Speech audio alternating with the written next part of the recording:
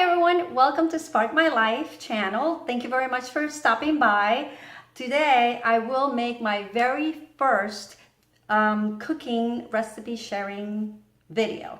Not sure how it's gonna go, but let's give it a shot. One of the reasons why I decided to do this is because I really enjoy cooking. And when I'm really proud of what I've made, I take pictures, I post them on Facebook. I think a lot of people tend to do that, but I only put the recipes that I'm really proud of. And I get likes and I get people asking me where I get my recipes, and you know, they're always, you know, making jokes that they need to come to my house wherever I'm at and just kind of join me here so they can eat what I'm cooking, and it really made me feel really good about it. So I thought, okay, let these folks see how I make my recipes, and then they don't have to drive all the way to my house to come and enjoy some really good cooking. Anyway, today I'm going to attempt my favorite recipe. It's actually a pork recipe that it can cost you about this is actually a $5.99 cut, and it's hormel, and it's basically the onion and garlic marinade. Now I love this cut because it's very tender, especially when you put it in a slow cooker, which is what I am going to do. And it really cooks beautifully, and it actually, you know, gets pretty big. I mean, once you do the rest of the preparation, which I'm going to show you, it's quite simple. One of the reasons also why I enjoy this recipe is because it's very budget friendly. As you can see, the cut of meat is only $5.99, and the other ingredients that I'm going to use are really super cheap, which means that you're going to probably spend about $10 cooking dinner or lunch for about 3 people. That's how I do it, for 3 people. And then I actually have leftovers, and I use those leftovers to make another delicious recipe, which I'm also going to be sharing as a part 2 of this video. Today we're only going to cook the roast pork. I'm going to make the first recipe. Let's get started. Okay, I'm going to cut with my trusty scissors here the meat. Now what I do is that sometimes Publix has this item on sale, so sometimes it can cost you much cheaper, maybe $1 cheaper, and other times you can buy one get one half off and things of that nature. So it's really great. Keep an eye out. So even if you're not planning on making it, you can buy it and then you throw it in your freezer, and whenever when inspiration hits you, you can go ahead and just thaw it out. It takes about a day, and you know, in your refrigerator, just put it in the lower section, and it'll take about a day to thaw out. Anyhow, also what you're gonna need, it is your crock pot. I have this crock pot. It's actually quite big, but you don't need something this big. I've made bigger roasts before, and you know, you need to have a big crock pot for that kind of things. If you're gonna make meatballs and things of that nature, you know, for parties and whatnot. But I actually bought my mom a crock pot that was one of those baby ones. It's like really tiny and cute. It was only like about $10 on Amazon, and now she actually makes this recipe because, you know, she doesn't you know, need something so huge because it's just not fitting a lot of people and whatnot. Anyway, after you open the seal, you cut it with scissors and whatnot, you add about a cup and a half. I hate to be measuring specifically, so I just kind of like estimate. Anyway, this is about a cup and a half of water, and I put it in the crock pot. Then by this time, I actually, or what I do is that I connect the crock pot, and I have the water heating for, you know, about 5-10 minutes, so it gets nice and warm. I took a little bit of a shortcut today, and I actually nuked the water first so I can put it in the crock pot so that it's nice and ready to start cooking. Anyway, I'm gonna put the meat.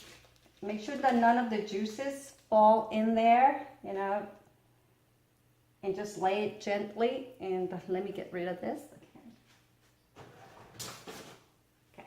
So what you're going to do, you're gonna cook this pork loin, if you will.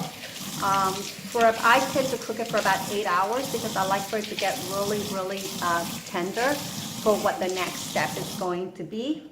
So this is really ideal for someone, if you're going to work and you're coming home and you don't want to spend a lot of time, cooking. You can just put in the morning the pork in the crock pot, set it out to 8 hours, 8 to 10 hours. And when you come home, it's going to be ready. And the next step is basically going to be to shred it so that it becomes nice and loose. So basically like pulled pork. And since this is already seasoned, it really doesn't need a lot of extra items. I mean, it doesn't need extra because you don't want it to be too overpowering the flavor, because when you make the leftovers, you can change the recipe completely and put, make something else. Like for example, this is going to be the pulled pork, Cuban style, if you will. So we're going to be using cumin, pepper, garlic, lime, and things of that nature to give it a nice, Latin flavor. But then the leftovers, you may want to do something different, which I've done. Let's say I'm converted into barbecue, and I make some barbecue, and then I'll have the buns and already have it, simmering in the barbecue sauce and whatnot. So that changes the flavor. So you do not want to over flavor your roast pork. Like I said, it's already seasoned with onion and garlic, and that is like the best seasoning that you can have.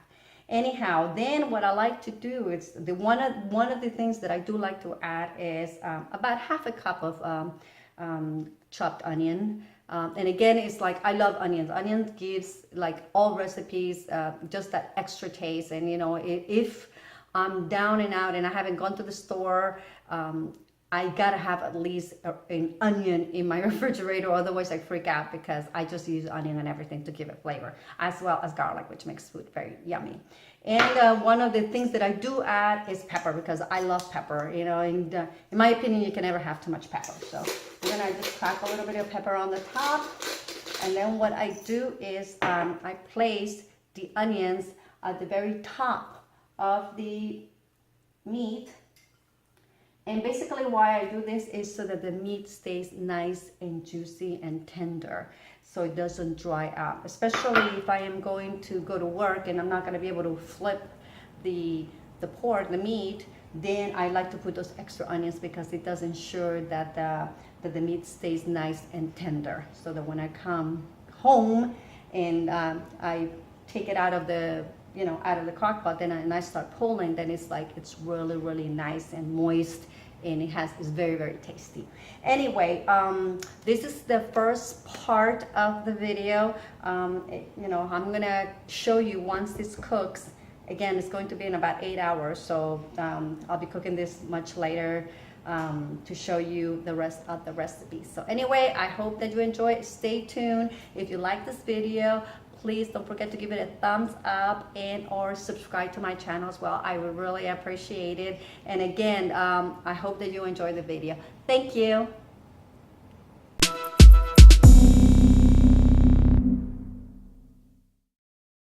All right, this is what the pork loin looks after cooking for about 4 hours. As you can see, a lot of the juices have been simmering nicely. It has a little bit of brown to it, and that has a lot to do with some of the seasoning that was already in the pork loin. The onions at the top look very nicely cooked. A lot of the moisture has been soaked up by the top portion of the meat. What I'm going to do now is I'm going to flip the meat over so that now the top section is submerged in the juices, just to make it extra tender and yummy.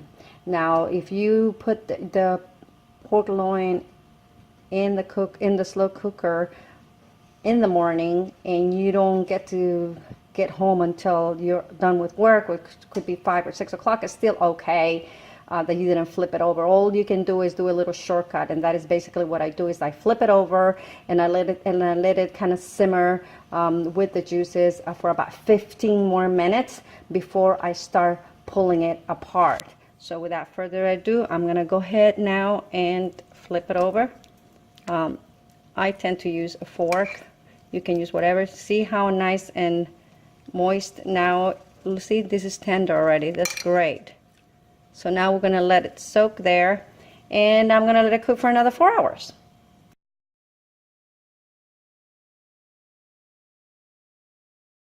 So it's been 8 hours that my pork loin has been cooking in the slow cooker. I'm getting ready to pull it out so that I can start pulling it apart and get ready to for the next stage of the meal.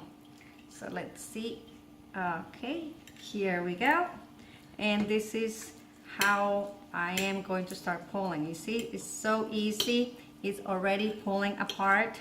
And basically what you do is use one fork to hold the meat in place, and then you just start pulling it apart. And as you can see, once you start doing this, it starts multiplying, obviously.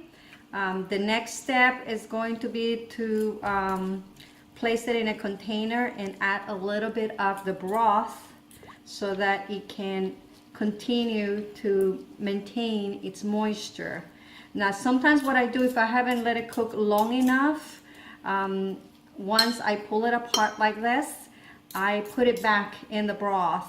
I do drain some of the broth, maybe drain about half of it so that it doesn't get completely submerged, but it does help to do that, to make the meat even extra tender so it doesn't dry up.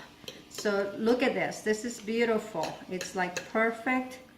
I think that it cooked really well within those 8 hours. And basically there's going to be plenty left over for a second meal. I can already tell. Sometimes you never know. I mean, pretty much every time that I cook this pork loin, I always have leftover, and I can make 2 to 3 other meals with it. You have to be very kind of crafty and imaginative, but it's really easy. My recipes for cooking the leftovers are super easy to make, and they pretty much just require a few more ingredients for you to add to make the new dish, but it's gonna be fun. So now I'm gonna go ahead and put the pulled pork back in the juices, and I'm gonna let it cook for probably another 15 to 20 minutes, and then after that I'm gonna take it out, drain it, and I'm going to automatically separate it into 2 containers. Now one of the containers is going to go in the freezer because I probably won't be making or using the leftovers right away. And the great thing about that is if you put it in an airtight container, you can actually use it a couple of weeks later if you need to, but you can use it also a couple of days later. And if you're going to be using it a couple of days later, you do not need to freeze it. Anyway, stay tuned while we move on to the next step.